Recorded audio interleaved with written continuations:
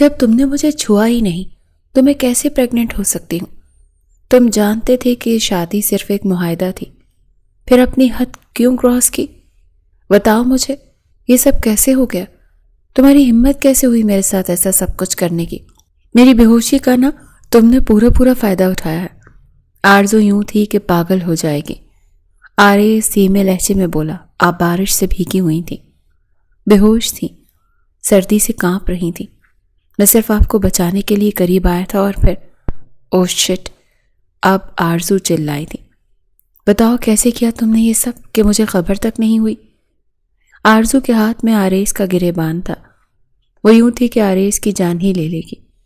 آریز اس کی طرف دیکھ رہا تھا۔ اس نے دونوں ہاتھ آرزو کے اپنے دونوں ہاتھوں سے پکڑے تھے۔ کہنے لگا، زبانی نہیں بتا سکتا، اگر آپ چاہیں تو کر کے بتا دیتا ہوں۔ یہ کہہ کر اس نے آرزو کو بیڈ پر گرایا تھا۔ میں تمہیں زندہ نہیں چھوڑوں گی۔ تم ہوتے کون ہو 2 ٹکے کے ملازم ہو کر؟ تم نے اپنا گن میرے وجود میں ڈالنے کی کوشش کیسے کی؟ نہ تو میں تمہارا بچہ پیدا کروں گی، نہ ہی تمہیں چھوڑوں گی۔ تمہیں پائی پائی کا محتاج کر کے رکھ دوں گی۔ تمہیں آرزو کی طاقت کا بھی اندازہ نہیں ہے۔ آریز کہنے لگا، اندازہ تو تمہیں بھی نہیں ہے۔ اس رات بارش میں بھیگی ہوئی آرزو میرے رحم و کرم پر تھی۔ میں نے جیسے چاہا تمہارے ساتھ کھیلا، تمہارے ساتھ جو چاہا کیا۔ کیا بگاڑ لیا تم نے میرا؟ اور آج بھی میں تمہارے ساتھ جو چاہے کر لوں گا۔ میرے بچے کو نقصان پہنچانے کی کوشش کرو گی تو میرا وہ روپ دیکھو گی جو تم نے پہلے کبھی نہیں دیکھا۔ یہ کہہ کر وہ خود کو آرزو کے اوپر گرا چکا تھا۔ جیسے اس نے آرزو کی کمر پر ہاتھ رکھا، آرزو نے اس کا، میں تمہیں سب کچھ دے سکتی ہوں، گاڑی، بنگلہ، ہر آسائش، لیکن تمہیں اس بات کی اجازت کبھی نہیں دوں گی کہ تم مجھ پر اس حوالے سے کوئی حق جماؤ۔ سمجھ لو کہ یہ شادی ایک معاہدہ ہے۔ تمہارے گھر والوں کو میں سپورٹ کروں گی اور تمہیں دنیا کے سامنے میرے شانہ بشانہ چلنا ہے، میرے شوہر کی حیثیت سے۔ لیکن شوہر کا رشتہ صرف دنیا والوں کے سامنے، کمرے میں تم مجھ سے ایک مخصوص فاصلے پر رہا کرو گے، کبھی بھی اپنا حق جمانے کی کوشش نہیں کرو گے، ورنہ تم جانتے ہو میں کیا کر سکتی ہوں۔ اپنی پینٹ کی جیبوں میں آرزو نے ہاتھ ڈالے تھے۔ سامنے کھڑا آریز اسے بڑے غور سے دیکھ رہا تھا۔ بڑی بااعتماد باس تھی اس کی، 30 سال کی عمر میں بھی 23 سال کی لگتی تھی۔ سٹیپ میں کٹے ہوئے بال، لیڈیز پینٹ کوٹ پہنے، وہ بزنس وومن کامیابیوں کی بلندیوں کو چھوتی تھی۔ آریز اپنے دونوں ہاتھوں کو پیچھے کیے سر جھکائے کھڑا تھا۔ اس وقت مجبور تھا، بے بس تھا، ورنہ وہ مغرور لڑکی اسے ایک آنکھ نہیں بھاتی تھی۔ پتہ نہیں خود کو کیا سمجھتی تھی۔ بے فکر رہے میڈم جی، مجھ سے آپ کو کوئی شکایت نہیں ہوگی، آریز نے دھیمے لہجے میں کہا تھا۔ ٹھیک ہے، کل ٹھیک 5 بجے کورٹ پہنچ جانا، وہیں پر تمہارا اور میرا نکاح ہوگا۔ آریز کہنے لگا، میڈم جی آپ کو اپنا وعدہ تو یاد ہے نا؟ آپ جانتی ہیں کہ میں آپ کی بات ماننے کے لیے کیوں تیار ہوں۔ میری بہن کی شادی ہے، آریز نے آرزو کو یاد دلایا تھا۔ ہاں ٹھیک ہے، کل جیسے ہی نکاح ہوگا میں تمہیں 30 لاکھ روپے کا چیک دے دوں گی، اپنی بہن کی شادی دھوم دھام سے کر لینا، لیکن جانتے ہو نا میرے اشاروں پر چلنا پڑے گا تمہیں۔ وہ بڑے ضبط سے گزر رہا تھا۔ بہن کی شادی کی مجبوری نہ ہوتی تو کبھی بھی یہ قدم نہ اٹھاتا۔ اسے اپنے یہ مغرور سی میڈم کبھی بھی اچھی نہیں لگی تھی۔ والدین حیات نہیں تھے، بس ایک چھوٹی بہن ہی اس کی کل کائنات تھی، اور اس کا رشتہ بھی جس لڑکے سے طے ہوا تھا وہ شادی کے بعد اسے بیرون ملک لے کر جا رہا تھا۔ لیکن مسئلہ یہ تھا کہ اس کی برادری بہت بڑی تھی اور اسے شادی بہت دھوم دھام سے کرنی تھی۔ جہیز کے سارے پیسے آریز کو اپنی چھوٹی بہن نیلو کو کیش ہی دینے تھے۔ رشتہ اچھا تھا، اسی لیے آریز نہیں چاہتا تھا کہ یہ رشتہ ہاتھ سے جائے۔ انہی دنوں آرزو بھی مشکل میں پھنس چکی تھی۔ اس کے والد کا کہنا تھا کہ اگر تم نے اپنے لیے کسی بھی نوجوان کو پسند نہیں کیا تو پھر میری مرضی سے شادی کرنی پڑے گی۔ میں بیمار رہتا ہوں اور چاہتا ہوں کہ مرنے سے پہلے تمہارے فرض سے فارغ ہو جاؤں۔ یوں تو آریز کمال صاحب کو بھی بہت پسند تھا۔ کافی سلجھا وہ نوجوان تھا، شریف تھا، کام سے کام رکھتا تھا، محنتی بھی بہت تھا۔ پہلی نظر میں آرزو کو آریز کافی بیوقوف لگا تھا، چپ چپ رہنے والا، اپنے کام سے کام رکھنے والا۔ اسی لیے شادی کے لیے اس کی نظر انتخاب آریز پر ہی گئی تھی۔ اسی دن کمال صاحب سے آرزو کی بہت بحث ہوئی تھی۔ بابا مجھے ابھی شادی نہیں کرنی، مجھے ابھی کامیابی کی آخری منزل تک پہنچنا ہے، اور شادی میرے لیے بہت بڑی رکاوٹ ہے. آپ پلیز دوبارہ مجھ سے شادی کا ذکر مت کیجیے گا. او شٹ اپ آرزو. تم جانتی ہو میں ہارٹ پیشنٹ ہوں. میرے پاس وقت نہیں ہے. 2 ہارٹ اٹیک مجھے ہو چکے ہیں اور تیسرے ہارٹ اٹیک کا کچھ پتہ نہیں. میں تمہاری بے وقوفانہ خواہش کی خاطر تمہیں یوں بے آسرا چھوڑ کر نہیں جا سکتا. ڈیڈ، میں کوئی عام لڑکی نہیں ہوں، ایک ورکنگ ویمن ہوں. اکیلے بھی سروائیو کرنا مجھے آتا ہے، میں کر سکتی ہوں. بلا کا اعتماد تھا آرزو کو، اور سے زیادہ غرور اور گھمنڈ تھا. وہ سمجھتی تھی کہ وہ اکیلی بہت اچھی زندگی جی سکتی ہے. اسے کسی بھی مرد کی ضرورت نہیں ہے. میں تمہیں آخری بار کہہ رہا ہوں آرزو، مجھے تمہاری شادی ہر حال میں کرنی ہے. اگر تمہیں کوئی پسند ہے تو مجھے کوئی اعتراض نہیں. تم اس لڑکے کو مجھ سے ملوا دو. اگر تمہیں کوئی پسند نہیں ہے تو پھر میں اپنے دوست کے بیٹے سے تمہاری شادی کروا دوں گا. وہ بھی ایک بزنس مین ہے. یہ سن کر آرزو ٹھٹک کر رہ گئی تھی، کیونکہ جس دوست کے بیٹے کی بات کمال صاحب کر رہے تھے وہ نہایت ہی بدتمیز قسم کا شخص تھا، انا پرست تھا. اگر وہ آرزو سے شادی کرتا تو یقیناً اسے گھر بٹھا کر رکھ دیتا. آرزو کے سارے خوابوں پر پانی پھر کر رہ جاتا. اسی لیے بے حد پریشان تھی. اسے ایک ایسے نوجوان کی ضرورت تھی جو وقتی طور پر ایک معاہدے کے طور پر اس سے شادی کرے، تاکہ اس کے کسی کام میں رکاوٹ نہ ہو. نہ تو اسے گھریلو خواتین کی طرح گھر بیٹھنے کی عادت تھی، نہ ہی اسے شادی اور بچوں کا کوئی شوق تھا. اسے اپنا فگر بے حد عزیز تھا. اپنے آپ کو وہ بہت فٹ رکھتی تھی. اسی لیے ہی آفس جاتے ہوئے بھی وہ ذہنی طور پر الجھی ہوئی تھی. سامنے فائلز پڑی تھی لیکن آرزو کا دماغ کہیں اور لگا تھا. اپنے باپ کو کیسے سمجھائے کہ وہ کچھ اور خواب دیکھتی ہے. تبھی آریز اندر آنے کی اجازت مانگنے لگا. میڈم جی، میں اندر آ سکتا ہوں؟ جی تشریف لائیے، کیا کام ہے؟ آرزو نے اسپاٹ لہجے میں کہا. میڈم جی، کیا مجھے لون مل سکتا ہے؟ میری چھوٹی بہن کی شادی ہے اور مجھے پیسوں کی اشد ضرورت ہے. میں ایسا اپنی تنخواہ سے پیسے کٹواتا رہوں گا. بس ایک بار میری بہن کی شادی ہو جائے تو میرے سر سے ساری ذمہ داریاں اتر جائیں گی. آرزو نے سر سے پیر تک آریز کو پہلی بار بڑے غور سے دیکھا تھا. کتنے بہن بھائی ہیں تمہارے؟ آرزو نے ہاتھ میں پین پکڑے سوال پوچھا. جی بس ایک بہن ہے، اس کے علاوہ کوئی نہیں. والدین بھی حیات نہیں ہیں. یہ سن کر آرزو کے دل میں ایک ہی خیالات آیا کہ یہ نوجوان شریف ہے. مجھے اس سے کوئی عزت کا خطرہ نہیں، کیونکہ زیادہ تر نگاہیں جھکا کر بات کرتا ہے، ٹھیک سے دیکھتا تک نہیں ہے، اور ویسے بھی آج تک کبھی اس کی کوئی شکایت بھی نہیں سنی. آرزو نے کہا. کیا تم میرڈ ہو؟ اس پر آریز نے نفی میں سر ہلایا. نہیں جی، ادھر بہن کی ذمہ داری سے فارغ ہو جاؤں تو پھر اپنے بارے میں سوچوں گا. کتنے پیسے چاہیے تمہیں؟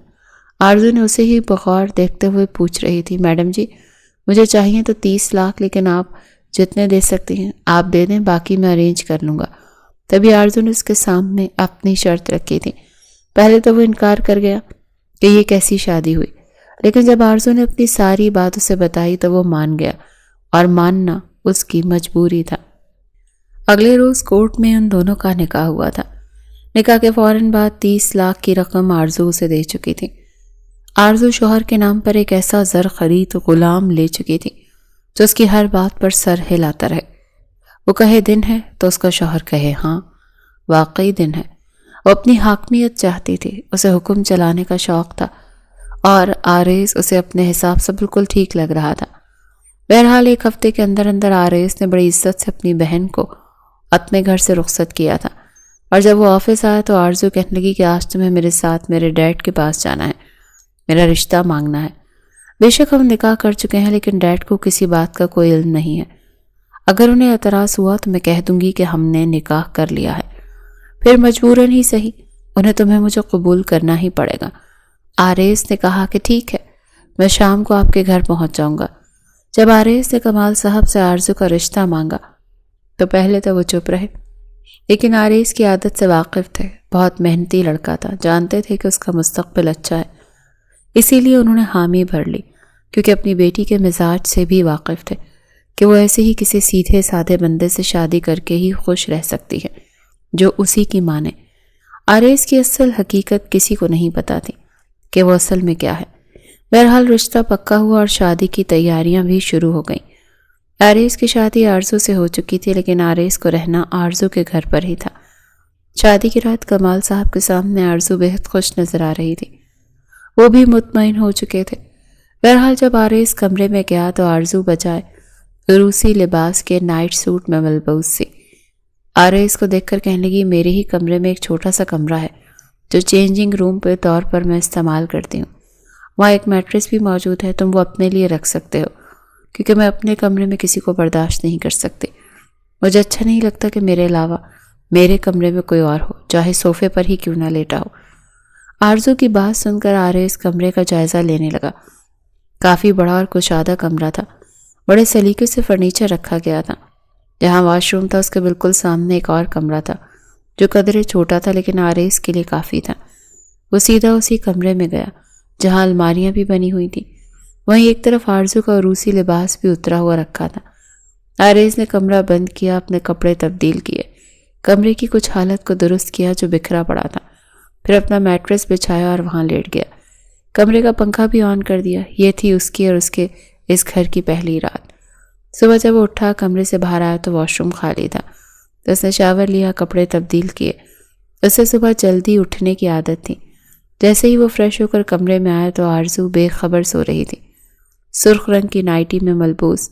اسے یوں بے خبر سویا دیکھ کر آریز چاہ کر بھی اپنی نظریں نہیں ہٹا پایا تھا، کیونکہ اس کی نائٹی پنڈلیوں تک اونچی تھی، گلا بھی گہرا تھا، بال بھی اس کے کھلے ہوئے تھے۔ ایک الگ ہی حلیے میں آرزو کو دیکھ کر دل کی دھڑکنیں منتشر ہوئی تھیں، لیکن جلدی سے وہ نظریں بدل گیا۔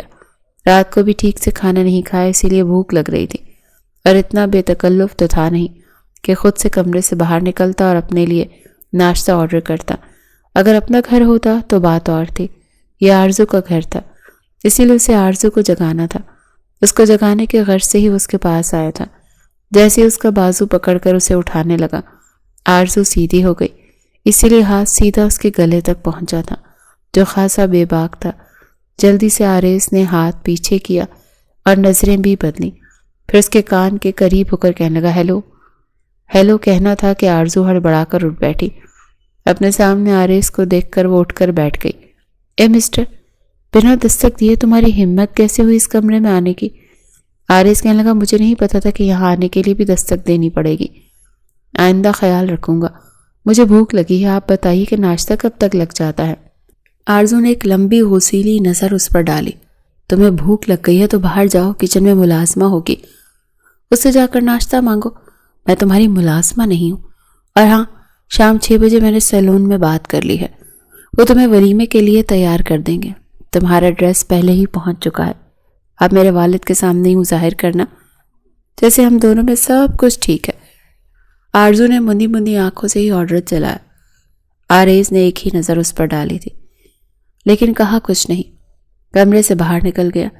ملازمہ موجود تھی، اس کو ناشتے کا آرڈر دیا۔ تب تک کمال صاحب بھی اپنے کمرے سے باہر آ چکے تھے۔ بیٹی کی عادت سے واقف تھے کہ جب چھٹی ہو تو وہ دیر تک سونے کی عادی ہے، لیکن آریز کو صبح صبح باہر دیکھ کر کچھ حیران ہوئے۔ بیٹا، تم اتنی جلدی کیوں اٹھ گئے؟ آرام کرتے؟ انہوں نے نیوز پیپر ہاتھ میں پکڑ کر کہا۔ حالانکہ جدید دور تھا، لیکن ابھی بھی کمال صاحب کی عادت تھی کہ نیوز پیپر ضرور پڑھتے تھے۔ بس سر، مجھے عادت نہیں ہے دیر تک سونے کی۔ کمال صاحب کہنے لگے، یہ تو بہت اچھی عادت ہے۔ دیکھو بیٹا، میری خواہش ہے کہ کاروبار کی روک تھام آہستہ آہستہ تم اپنے ہاتھ میں لو۔ عورت کے لیے اللہ نے گھر بنایا ہے، وہ گھر میں ہی اچھی لگتی ہے۔ آرزو کی خواہش پر میں اسے اپنے بزنس میں انوالو کر چکا تھا، لیکن اس کی ضرورت سے زیادہ انوالومنٹ میرے لیے بہت بڑا مسئلہ بن گیا ہے، کیونکہ اس کی سوچ عورتوں جیسی نہیں رہی، مردوں کی طرح ہو چکی ہے۔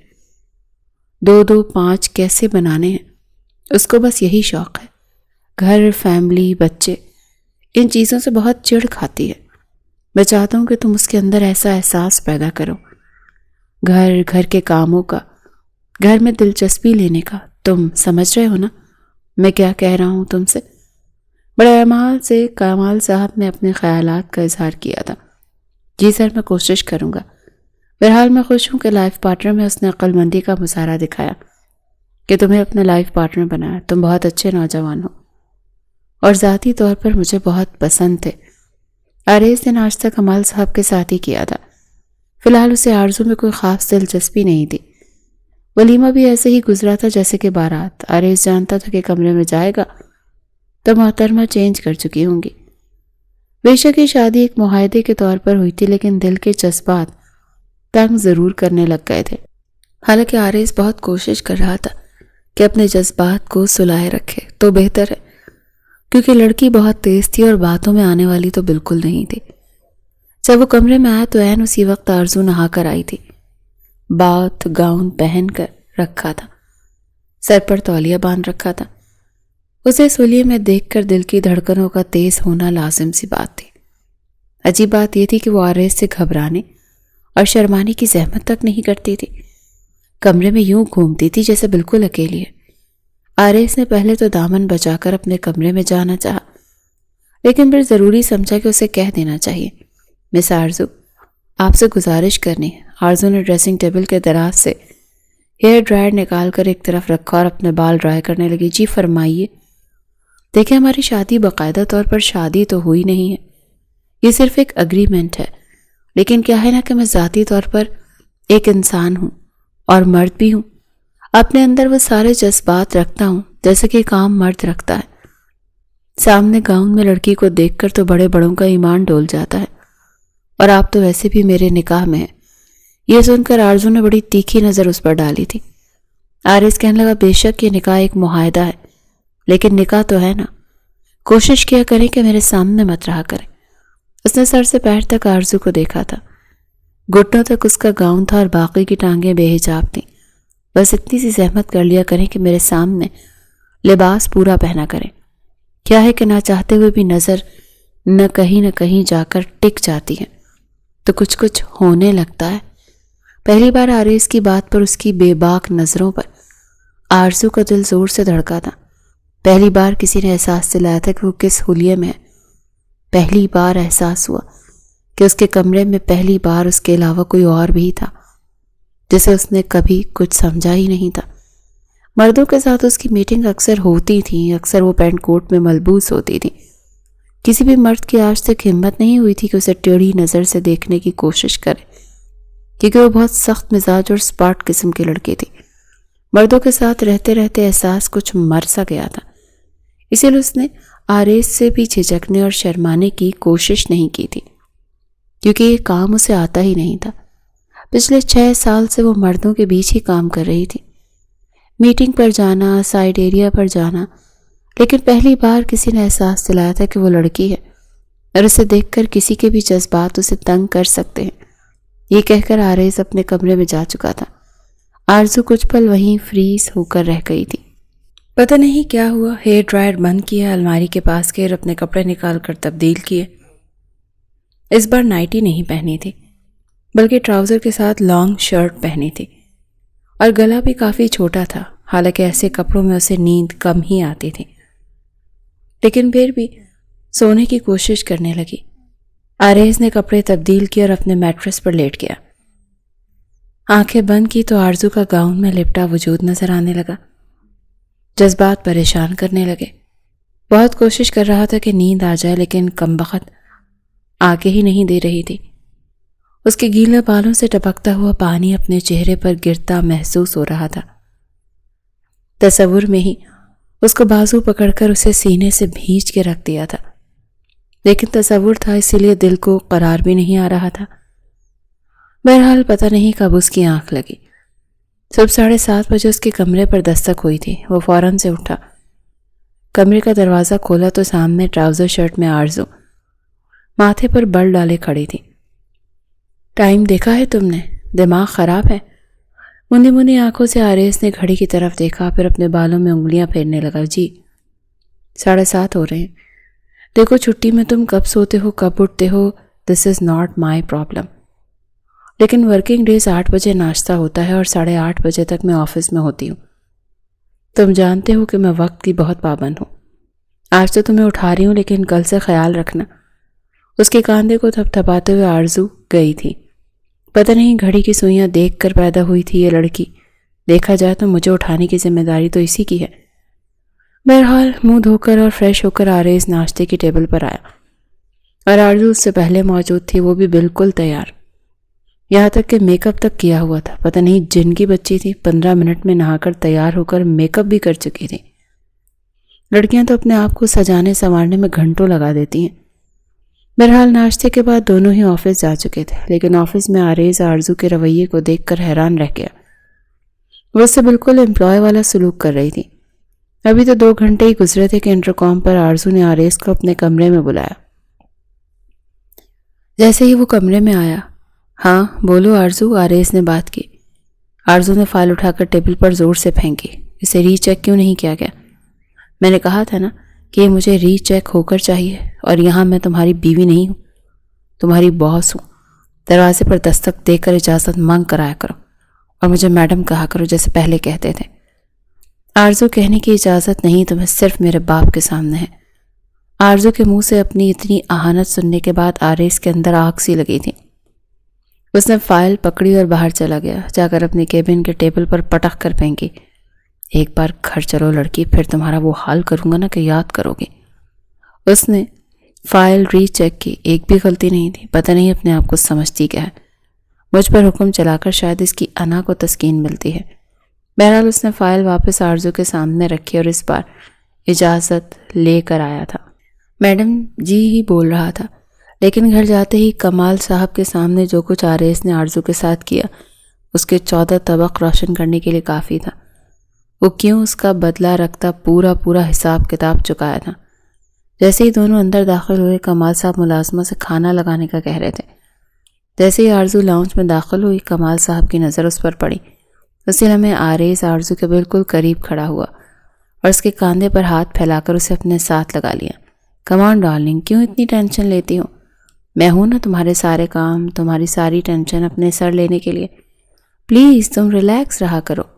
پتہ ہے اتنی ہائپر رہتی ہو اور اس کا اثر تمہارے خوبصورت چہرے پر پڑنے لگا ہے۔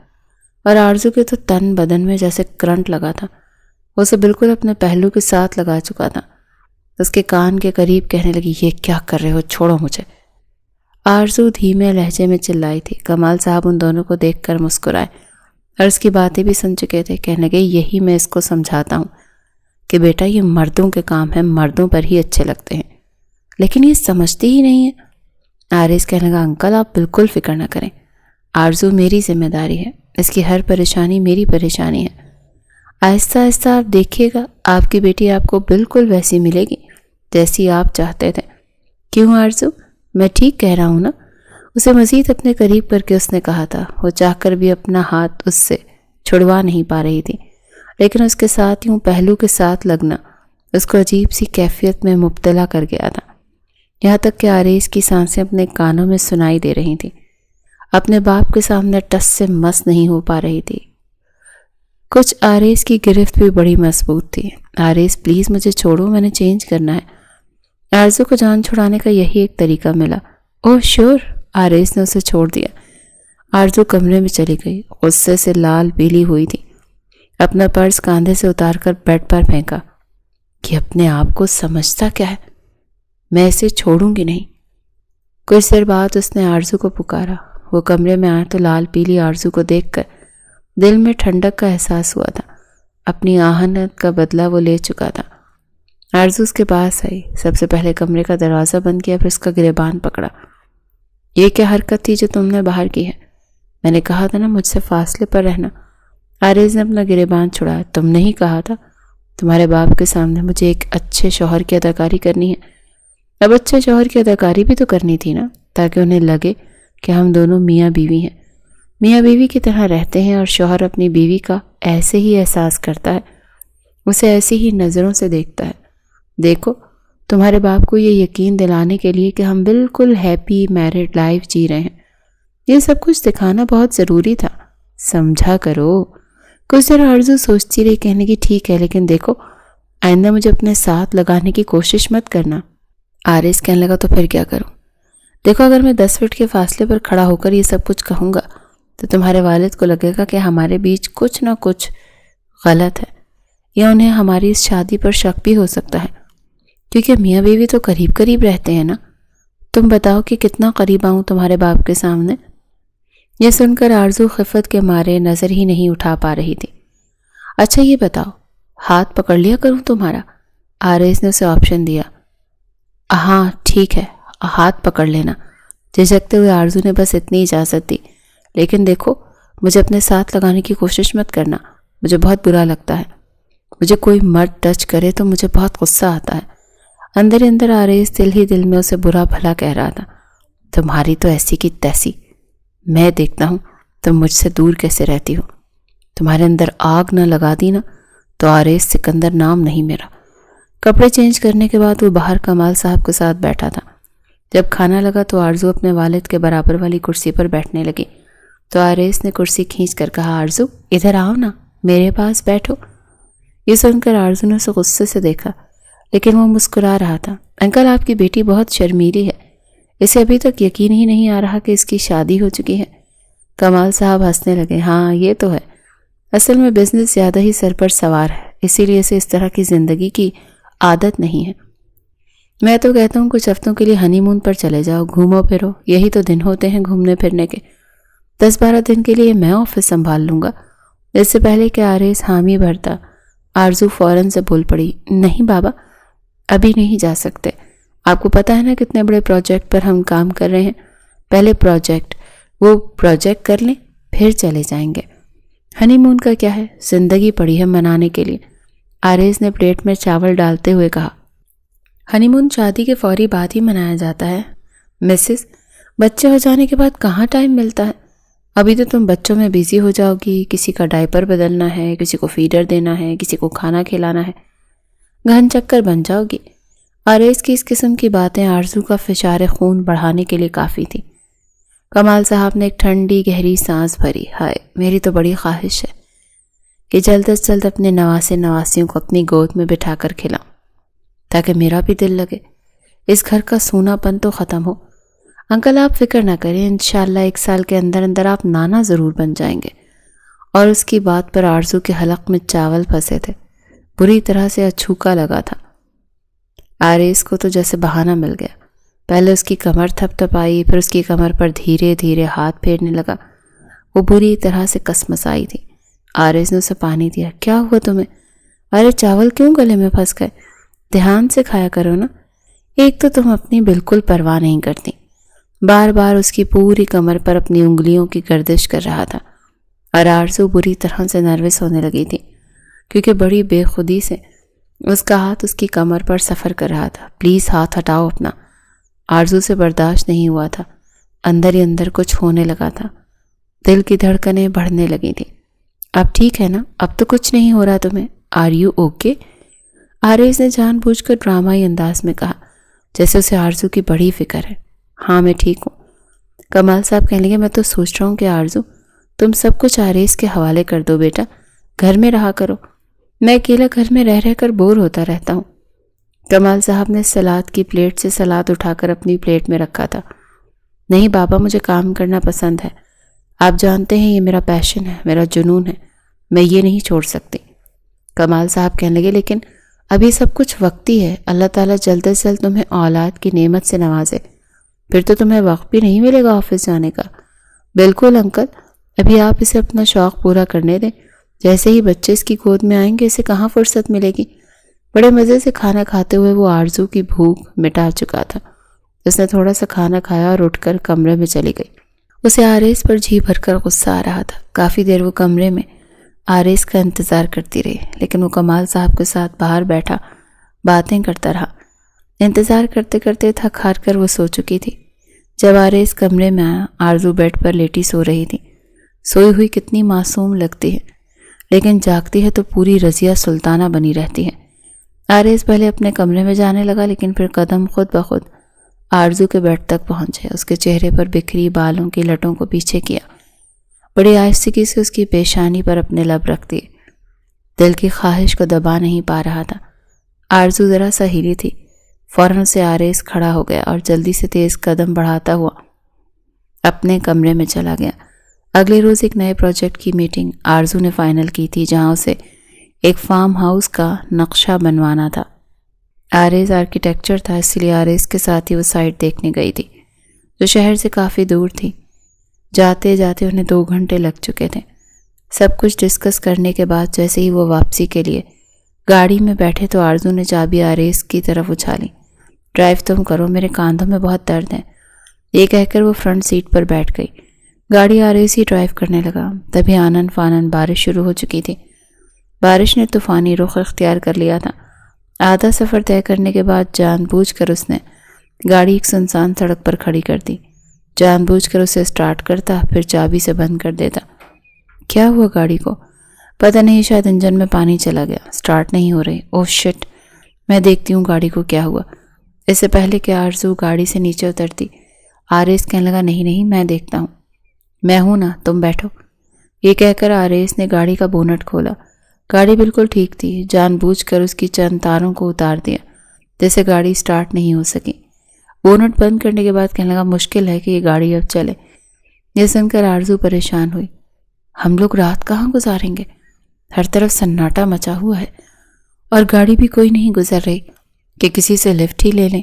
آریس کہنے لگا یہ حالات نہیں ہے لفٹ لینے کے۔ ارے میں اکیلا لڑکا، اگر کوئی بدماش ٹکر گیا تو میں کس سے لڑوں گا؟ اور سچی بات ہے مجھے تو لڑنا بھی نہیں آتا۔ آرزو جی بھر کر زچ ہوئی تھی۔ وہیں قریب میں دور ایک لائٹ جلتی ہوئی نظر آئی، لیکن فاصلہ تقریباً 1 میل کا تھا۔ آریس کہنے لگا وہ دیکھو، مجھے لگ رہا ہے وہاں کچھ آبادی ہے، ہم رات وہاں گزار سکتے ہیں۔ آرزو گاڑی سے نیچے اتر گئی۔ آریس نے دھکا لگا کر گاڑی کو ایک کنارے لگایا۔ بارش بہت تیز تھی، اسی لیے دونوں ہی پانی سے بھیگ چکے تھے۔ سردیوں کی پہلی بارش تھی اور ایسا کبھی بھی آرزو کے ساتھ اتفاقاً بھی نہیں ہوا، اسی لیے اسے بہت سردی لگ رہی تھی۔ وہاں تک پہنچتے پہنچتے اس کے پاؤں شل ہونے لگے تھے۔ آریس میں اور آگے نہیں جا سکتی، لیکن آریس کہنے لگا میں کیا کروں؟ اب آپ نے اتنی پابندیاں لگائی ہیں مجھ پر، میں تو آپ کو گود میں بھی اٹھا کر نہیں لے کر جا سکتا۔ ابھی بھی آدھا راستہ طے ہوا تھا۔ وہ مشکل اس تیز طوفانی بارش میں آرزو چل پا رہی تھی، لیکن سردی کے مارے بری طرح سے کانپ رہی تھی۔ پتہ ہی نہیں چلا کہ کب وہ بے ہوش ہو کر وہیں گر گئی۔ آریس نے اسے گود میں اٹھایا اور باقی کا سفر طے کیا۔ بادل بڑے زوروں سے گرج رہے تھے۔ کچھ دیر بعد ہی وہ بے ہوش آرزو کو اٹھائے ایک گھر کے باہر پہنچ چکا تھا۔ اپنے پیروں سے اس نے دروازے کو دھڑ دھڑایا تھا۔ کچھ دیر بعد ہی ایک ادھیڑ عمر مرد دروازے پر آیا۔ ایک نظر آرزو پر اور پھر آریس پر ڈالی تھی۔ آریس اسے بتانے لگا کہ ان کی گاڑی خراب ہو گئی ہے اور انہیں اس وقت ایک رات کی پناہ چاہیے۔ یہ سن کر اس بوڑھے شخص نے اسے گھور کر دیکھا۔ کہنے لگا لڑکے، میں تم پر ایسے کیسے اعتبار کر لوں؟ بتاؤ کون ہے یہ لڑکی؟ کیا پتہ تم اسے کڈنیپ کر کے لا رہے ہو؟ یہ سن کر آریس کہنے لگا انکل جی، کیا میرا چہرہ آپ کو لڑکیاں کڈنیپ کرنے والا لگ رہا ہے؟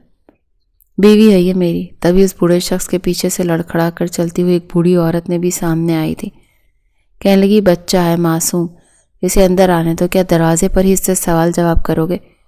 اس خاتون نے آریس کو ایک کمرہ دکھایا۔ فوراً ہی اس نے جب آرزو کے ماتھے پر ہاتھ رکھا تو کہنے لگی ارے اس کا تو بہت تیز بخار ہو گیا، اس کے کپڑے تبدیل کرنے ہوں گے، رکو میں تمہیں سوٹ دیتی ہوں، اسے پہنا دو۔ یہ سن کر آریس کا چہرہ سرخ ہوا تھا۔ اسے کمرے میں لا چکا تھا اور صوفے پر ہی نیم دراز کر گیا۔ اس کے ہاتھ پاؤں سہلانے لگا، مگر آرزو تو بس نیلی پڑتی جا رہی تھی۔ اس خاتون نے اپنے ناپ کا کھلا سا سوٹ لا کر دے دیا اور دروازہ بند کر کے جا چکی تھی۔ اس ٹھنڈ میں پھر بہکتے جذبات آرزو کو یوں بے حجاب دیکھ کر پھر سے اس کے بھیگے وجود پر نظریں دوڑاتے ہوئے آریس کا دل تو جیسے مچل ہی چکا۔ اس نے دھیرے دھیرے اس کے وجود سے گیلے کپڑوں کو الگ کیا اور اسے دوسرے کپڑے پہنا دیے، مگر اس بیچ جو کچھ گستاخیاں اس کی آنکھیں کر چکی تھیں، وہ چاہ کر بھی وہ منظر بھول نہیں سکتا تھا۔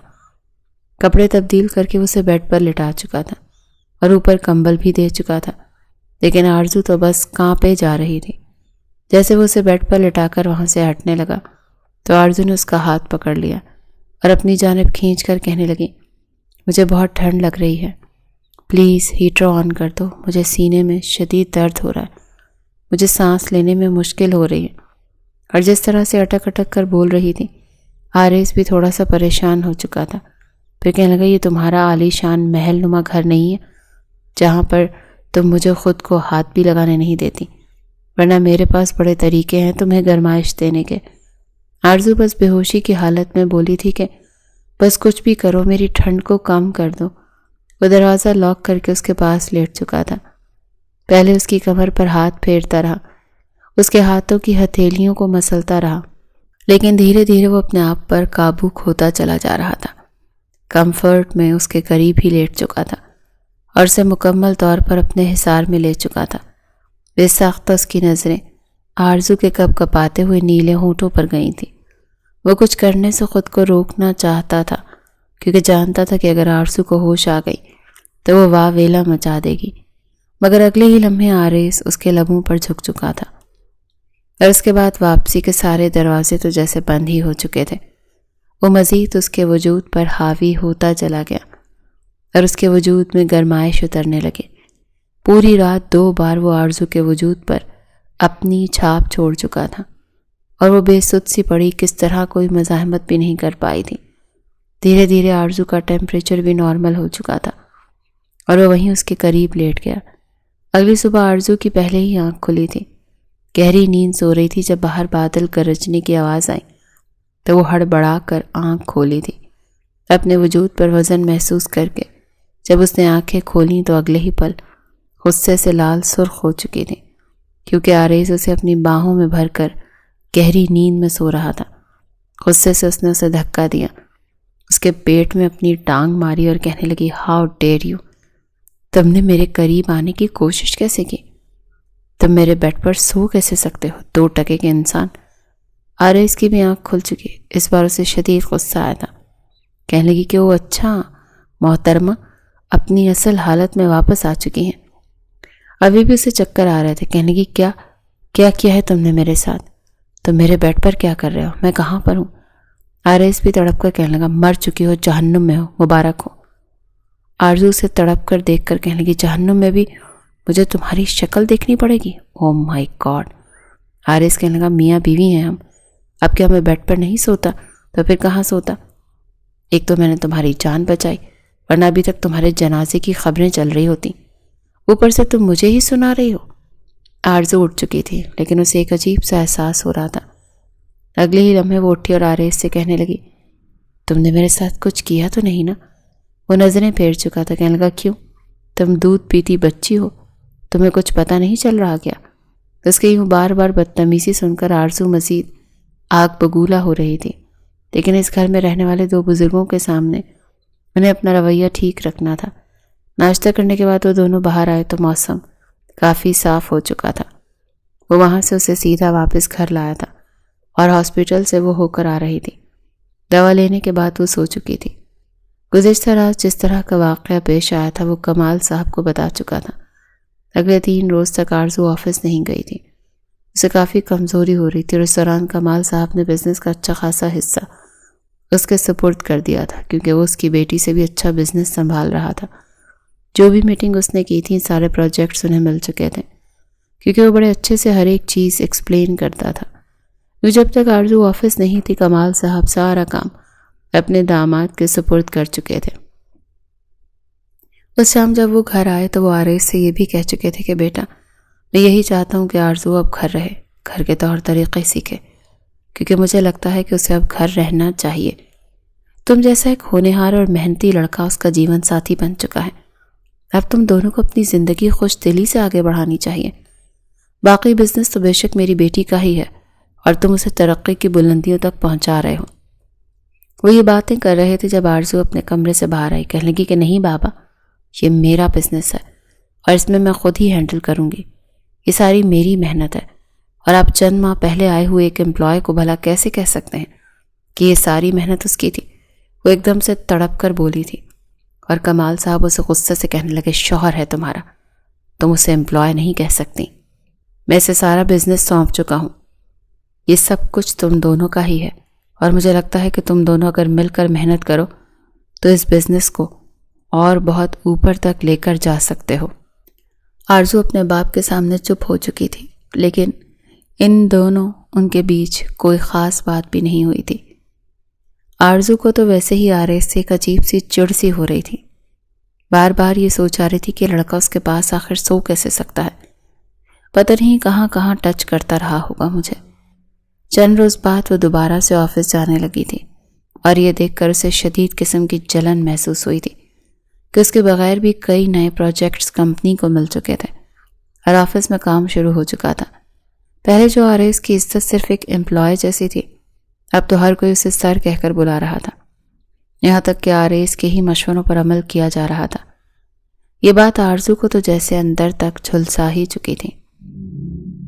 غصے سے اپنے آفس میں اس نے آریز کو بلایا اور کہنے لگی کہ تم یہی چاہتے تھے نا کہ میں چند روز کے لیے گھر کیا رہی، تم نے تو میرے آفس پر قبضہ ہی کر لیا۔ آریز تھوڑی کے نیچے ہاتھ رکھ کر ٹانگ پر ٹانگ چڑھائے بیٹھا اس کی باتیں سن رہا تھا۔ وہ کہنے لگا میں اپنی محنت سے اس مقام پر پہنچا ہوں اور آپ کے باپ نے خود میرے حوالے سب کچھ کیا ہے۔ مجھے کیا ضرورت پڑی ہے اس سب پر قبضہ کرنے کی؟ جب ایک پلیٹ میں سجا سجایا مجھے سب مل چکا ہے، اور آئندہ کے بعد تم بھی مجھ سے ذرا ٹھیک لہجے میں بات کرنا، کیونکہ اب میں اس کمپنی کا باس ہوں، کوئی عام امپلائی نہیں۔ آریز کو بھی اسے چڑھا کر خوب مزہ آ رہا تھا۔ وہ غصے سے اٹھی، چاہتی تو یہی تھی کہ آریز کا گلا پکڑ لے، لیکن تبھی اسے چکر سا آ چکا تھا۔ اس سے پہلے کہ وہ گرتی آریز ہی اسے کمر سے پکڑ چکا تھا۔ وہ کہنے لگا خود کو مرد سمجھ کر بڑی بڑی ڈینگیں ہانکنا چھوڑ دو، ہو تو تم ایک عورت ہی، 10 بار تو تمہیں دن میں چکر آتے ہیں، چلی ہو تم مرد بننے۔ آرزو سے اور بھی بہت کچھ کہنا چاہتی تھی، لیکن اس کی طبیعت کافی خراب ہونے لگی تھی۔ سیدھا وہ اپنے آفس کے ہی واش روم بھاگی تھی جہاں پر اسے وومٹ آ چکی تھی۔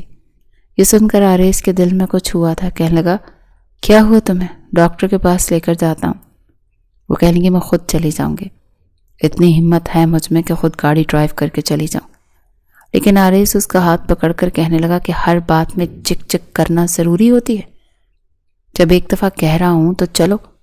اس کا ہاتھ پکڑ کر سیدھا ہاسپٹل لے کر آیا تھا، جہاں پر ڈاکٹر نے جب آرزو کو چیک کیا تو کہنے لگی ارے اس حالت میں تو ایسے چکر آنا اور متلی آنا تو عام سی بات ہے، آپ پریگننٹ جو ہیں، بہت بہت مبارک ہو۔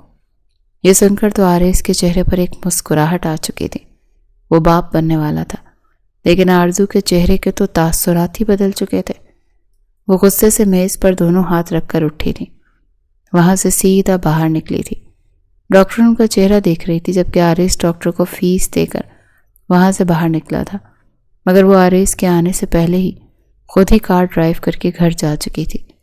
غصے سے وہ سیدھا اپنے کمرے میں گئی تھی، اور کمال صاحب تو اسے دیکھتے ہی رہ گئے تھے کہ آخر اسے ہوا کیا ہے۔ کچھ دیر بعد آریز بھی آیا تو کمال صاحب پوچھنے لگے کہ ہوا کیا ہے اسے، مگر کمال صاحب کی بات کا جواب دیے بغیر آریز بھی کمرے میں جا چکا تھا۔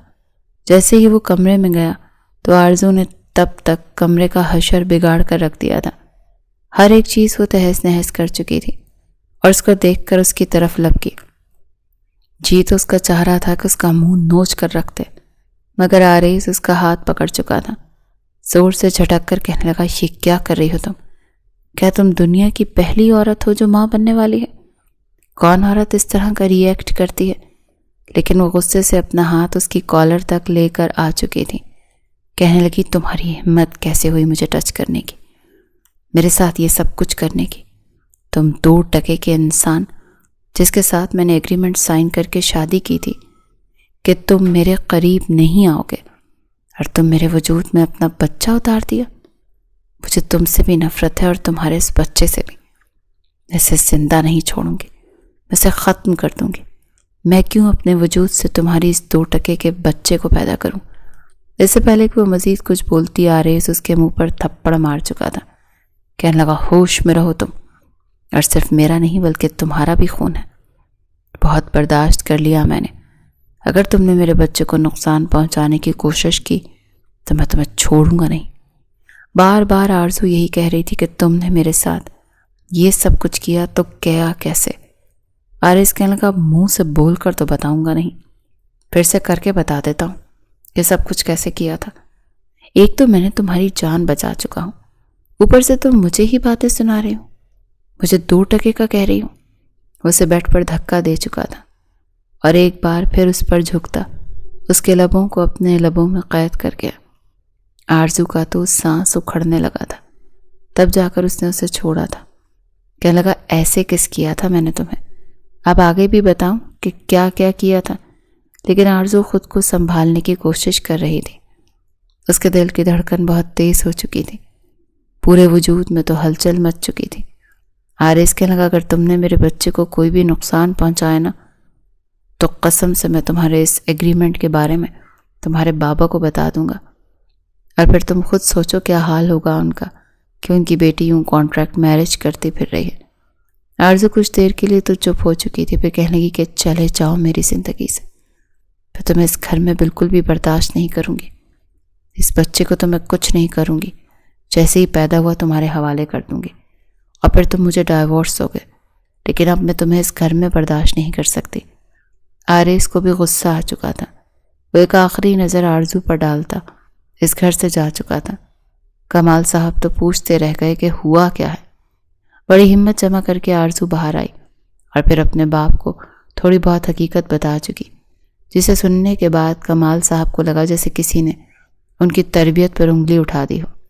پہلی بار ایسا ہوا کہ انہوں نے اپنی بیٹی کو خوب ڈانٹا تھا، غصہ دکھایا کہ کیا یہ تربیت کی تھی میں نے تمہاری؟ مجھے چکمہ دینے کے لیے تم نے اس لڑکے کا استعمال کیا؟ تم اس لڑکے کے قابل تھی ہی نہیں۔ اتنے شریف اور بے لوث محبت کرنے والے شخص کو تم نے اس قدر ذلیل کیا۔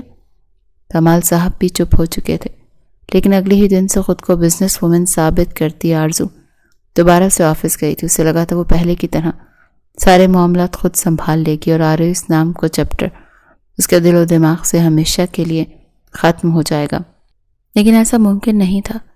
پہلے تو بات بات پر اسے آریس کو آواز دینے کی عادت بن چکی تھی۔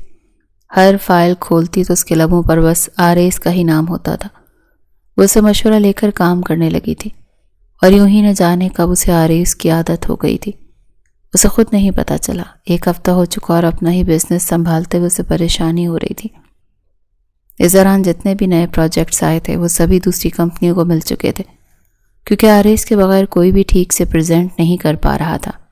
اس روز بھی وہ اپنے سارے امپلائیز کو بلا کر غصے سے چیخ رہی تھی، چلا رہی تھی کہ تم لوگوں کو ہو کیا گیا؟ وہ جس بھی کلائنٹ کے بارے میں پوچھتی تو اس کے امپلائی یہی کہتے۔ اس بارے میں تو آریس سر کو بخوبی پتا تھا۔ بار بار آریس کا نام سن کر وہ تھک ہار کر بیٹھ چکی تھی۔ جب کمال صاحب آفس میں آئے، باقی ورکرز کو وہاں سے بھیج کر وہ اس کے پاس بیٹھ چکے تھے۔ کہنے لگے تمہیں اب احساس ہو رہا ہوگا نا کہ تم نے ہیرے کو گنوا دیا ہے۔ تمہیں لگتا تھا جسے تم سب کچھ کر لو گی، مگر ایسا نہیں ہے۔ عورت عورت ہی رہتی ہے، کبھی بھی مرد نہیں بن سکتی۔ ایک مرد ہی بزنس کو اچھے سے لے کر چل سکتا ہے، اور آریس جیسا لڑکا اس بزنس کو جس ترقی کی بلندیوں تک پہنچا سکتا ہے وہ میں بخوبی جانتا ہوں کہ تم نے اس بزنس کو بہت اچھا سنبھالا، اور اب تک تم اس کو آگے بڑھا کر لے کر جا رہی ہو، لیکن تم آریس کی محنت کو بھی فراموش نہیں کر سکتی۔ تم نے اسے دھتکار کر بالکل بھی اچھا نہیں کیا، اور اب جانتی ہو اس ایک ہفتے میں مجھے کتنے کروڑوں کا نقصان ہوا ہے۔ آرزو سر پکڑ کر بس بیٹھ ہی رہی تھی، اور پھر آج جلدی وہ آفس سے گھر آ چکی تھی۔ اپنے بستر پر آ کر لیٹی تو اسے اپنے تکیے سے آریس کی مخصوص پرفیوم کی خوشبو آئی۔ ایک گہری سانس خارج کر کے وہ رہ گئی۔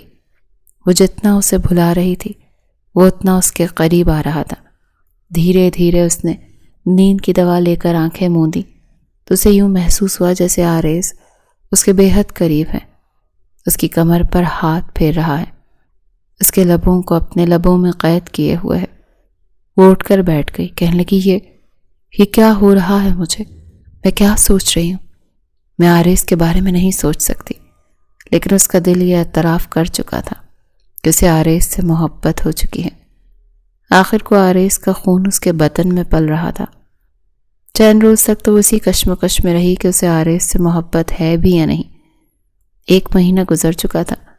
کئی بار اس نے سوچا کہ آریس کو کال کرے، دیکھے کہ وہ بات کرتا ہے کہ نہیں، لیکن اس نے آریس کا نمبر نہیں ملایا تھا۔ آریس نے بھی اس 1 مہینے میں اس سے کوئی رابطہ نہیں رکھا تھا۔ کمال صاحب بھی اس سے بات نہیں کر رہے تھے۔ اس کی طبیعت تھوڑی خراب ہی رہتی تھی۔ ڈاکٹر نے اسے کہا تھا کہ آپ جب بھی میرے پاس اپوائنٹمنٹ لے کر آئیں تو اپنے شوہر کو لازمی ساتھ لایا کریں۔ دل میں آریس کے لیے فیلنگز اس قدر بڑھ چکی تھی کہ ایک شام وہ اپنے والد کے پاس آئی تھی۔ کہنے لگی بابا مجھے آریس کا ایڈریس چاہیے۔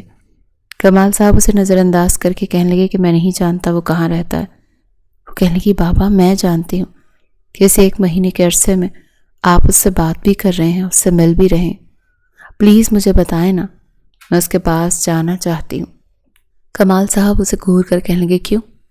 ایک بار پھر جا کر اسے باتیں سنانا چاہتی ہو؟ اسے یہ بتانا چاہتی ہوں کہ وہ 2 ٹکے کا ہے۔ کرنا کیا ہے تم نے مزید؟ اس کی خاموشی کا ناجائز فائدہ اٹھانا چاہتی ہو؟ آرزو کہنے کی وہ اتنا بھی معصوم نہیں ہے بابا جتنا وہ آپ کے سامنے بنتا ہے۔ اچھے سے جانتی ہوں میں اسے، اور ویسے بھی میں اسے واپس لانے کے لیے کہہ رہی ہوں۔ میں اس سے معافی مانگوں گی، مجھے ایسا نہیں کرنا چاہیے تھا۔ بڑی مشکل سے اس نے اپنے بابا کے سامنے یہ الفاظ ادا کیے تھے، جیسے اپنی عزت نفس کو مار کر یہ سب کچھ کہہ رہی ہو۔ کمال صاحب کے چہرے پر ایک مسکراہٹ آئی تھی۔ کہنے لگے کہ میں اس کی لوکیشن تمہیں واٹس ایپ کر رہا ہوں۔ وہ اپنی گاڑی میں بیٹھ کر باہر نکل آئی اور پھر اس لوکیشن پر پہنچ چکی تھی۔ ایک عام سا علاقہ تھا اور اسی میں ہی ایک گھر جو بظاہر مڈل کلاس گھرانے کے مطابق اچھا تھا، لیکن وہ گھر آرزو کے شایان شان نہیں تھا۔ اسے دروازے پر دستک دی تو دروازہ کھلا تھا۔ سامنے آ رہی سی تھا۔ جیسے ہی دروازہ کھلا تو ایک بار پھر وہ اسے کالر سے پکڑ کر دروازے کو لاک کرتی اندر آئی تھی، ایسے سامنے دیوار سے لگا چکی تھی۔ آرز کو کمال صاحب پہلے ہی بتا چکے تھے کہ تمہاری وہ اکڑو بیوی تم سے ملنے آ رہی ہے، لیکن اسے پتا نہیں تھا کہ وہ یوں آتے ہی اس پر حملہ کر دے گی۔ کالر سے پکڑ کر اسے دیوار سے لگا کر کہنے لگی، کیوں؟ بس یہ پتا تھا کہ مجھے پریگننٹ کرنا ہے، یہ نہیں پتا تھا کہ مجھے پھر ڈاکٹر کے پاس بھی لے کر جانا ہے۔ میری طبیعت خراب ہوگی، میرا خیال رکھنا ہے، خود یہاں آ کر بیٹھ گئے تاکہ مجھ سے جان چھڑوا سکو۔ آرز اس کے ہاتھ اپنے کالر سے ہٹا کر بولا، تم یہاں پر کیوں آئی ہو؟ خود ہی کہا تھا کہ نکل جاؤ میری زندگی سے، تبھی تم میرے بچے کا خیال رکھو گی۔ میں تو تمہاری شروع ہی سے شرطیں مانتا آیا ہوں، اور اب بھی تمہاری شرط کے مطابق ہی اس گھر سے نکلا۔ آخر کو میری بھی کوئی عزت ہے کہ نہیں؟ آرزو کی آنکھوں میں آنسو آ چکے اور پھر اگلے ہی پل کہنے لگی، مجھے معاف کر دو، سوری، مجھے تمہارے ساتھ اس قدر بدتمیزی سے بات نہیں کرنی چاہیے تھی۔ آرز تو حیران تھا کہ آرزو اسے سوری کہہ رہی تھی۔ وہ سینے پر ہاتھ باندھ کر کہنے لگا کہ یہ تم ہی ہو نا جو سوری بول رہی ہو؟ یقین نہیں آ رہا مجھے، پلیز ایک بار پھر سے بولنا، مجھے سنائی نہیں دیا۔ وہ کان کھجا کر بولا تو آرزو آنکھوں میں آنسو لیے کہنے لگی کہ سوری، مجھے اپنی غلطی کا احساس ہو گیا، مجھے معاف کر دو۔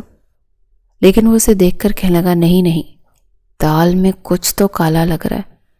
لگتا ہے تمہارے بزنس میں جتنا لاس ہو چکا ہے نا، صرف اور صرف اپنے مطلب کے لیے تم یہاں پر میرے پاس آئی ہو تاکہ میں تمہاری بزنس کو دوبارہ سے اسی پاور کے ساتھ کھڑا کر دوں، ہے نا؟ وہ کہتے ہیں نا، مشکل کے وقت گدھے کو بھی باپ بنا لیا جاتا ہے۔ تم شاید گدھے کو شوہر بنانے چلی آئی ہو۔ لیکن آرزو ایک بار پھر اسے گردن سے پکڑ چکی تھی۔ کہنے لگی، بس کر دو، محبت ہو گئی ہے تم سے، پیار کرتی ہوں تم سے۔ یہ سن کر انتہائی پرجوش سی مسکراہٹ آرز کے چہرے پر آئی تھی، جسے دیکھ کر آرزو نے فوراً اپنے ہاتھ پیچھے کیے تھے۔ فوراً خود کو کمپوز کر کے کہنے لگی، نہیں، میرا مطلب تھا، مجھے اپنی غلطی کا احساس تھا، مجھے اتنا برا رویہ نہیں رکھنا چاہیے تھا۔ لیکن آرز فوراً سے اسے اپنی باہوں میں بھر کر سینے سے لگا چکا تھا۔ کہنے لگا، بس جان چکا ہوں میں، جب تم سے وضاحتیں نہیں دی جا رہی تو کیوں دے رہی ہو؟ مان کیوں نہیں لیتی کہ میڈم صاحبہ کو مجھ سے عشق ہو گیا ہے؟ آرزو نے بھی کسی طرح کی کوئی مزاحمت نہیں کی تھی، بلکہ باہیں کھول کر اس کے سینے سے لگ چکی تھی۔ آنکھوں سے تو آنسو بھی گر رہے تھے۔ کہنے لگی، میرے ساتھ واپس گھر چلو پلیز۔ مگر آرز گہری سانس خارج کر کے کہنے لگا کہ وہ تمہارا گھر تھا، میرا نہیں، یہ میرا گھر ہے۔ اگر واقعی تمہیں مجھ سے محبت ہے تو تم میرے ساتھ اسی گھر میں رہو۔ آرزو نے ایک پل لگایا تھا سوچنے میں، اور پھر اسے وہیں رہنے کا فیصلہ کر لیا تھا۔ اس گھر میں اس طرح کی سہولیات نہیں تھی، لیکن پھر بھی نہ جانے کیوں محبت ایک دم سے اس کے سر چڑھ کر بول رہی تھی کہ وہ آرز کے ساتھ اس گھر میں رہنے لگی تھی۔ آرز نے بس جان بوجھ کر اسے ستانے کے لیے اس گھر کا انتخاب کیا تھا، لیکن جب 1 ماہ تک وہ دونوں اسی گھر میں رہے اور آرزو اس کے ساتھ خوش تھی تو اس نے خود ہی ایک نیا گھر لے کر آرزو کو سرپرائز دیا تھا۔ کمال صاحب بھی اپنی بیٹی کو خوش دیکھ کر انہیں ڈھیروں دعائیں دیتے تھے۔ کچھ ماہ بعد ہی آرزو نے بیٹے کو جنم دیا تھا، جس کے بعد ان کی زندگی مکمل ہو چکی تھی۔ کبھی جو کہتی تھی کہ مجھے بچے پیدا نہیں کرنے، میرا فگر خراب ہو جائے گا، اب اپنے بچے کو دیکھ کر اس کے دل میں ممتا جاگ چکی تھی۔ ڈیلیوری کے کچھ ماہ بعد ہی اس نے دوبارہ سے اپنا فگر بھی مینٹین کر لیا تھا۔ کبھی کبھار جی چاہتا تو بچے کے ساتھ آفس چلی جاتی، ورنہ اب زیادہ تر وقت وہ گھر میں باقی کی مصروفیات اور بیٹے کے ساتھ ہی گزارنے لگی تھی، اور کمال صاحب تو اپنے نواسے کو اپنی گود میں دیکھ کر جیسے دوبارہ سے جی اٹھے تھے۔